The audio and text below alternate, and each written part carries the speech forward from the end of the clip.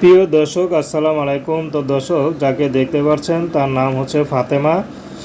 ফাতেমার বিয়ে শাদী হয়নি। ফাতেমা বাচ্চাদের পড়াশোনা করিয়ে আরবি পড়িয়ে টিউশনি করে যা পায় তা দিয়ে কোনো মতে সংসারটা ধরে রেখেছে।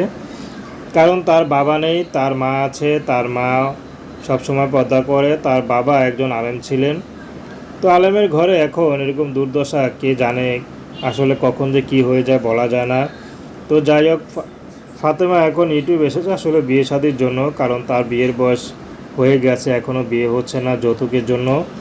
আসলে তার বাবা তেমন কোনো সম্পদ রেখে যায়নি।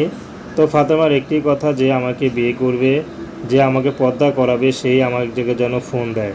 কারণ আমি একটা পর্দাশীল মেয়ে, আমি মুখটা কখনও কেউ দেখেনি। তো আমি তাকে মুখটা দেখাবো, যে আমার সারা জীবন দায়িত্ব নেবে, ভালোবাসবে। সে গরিব হোক সমস্যা নেই, সুখে দুঃখে পাশে থাকলেই হবে। তো দর্শক, এই ছিল ফাতেমার সংক্ষিপ্ত জীবন কাহিনী, প্রেম ভালোবাসা বিয়ে শাদী আপনাদের ব্যক্তিগত ব্যাপার।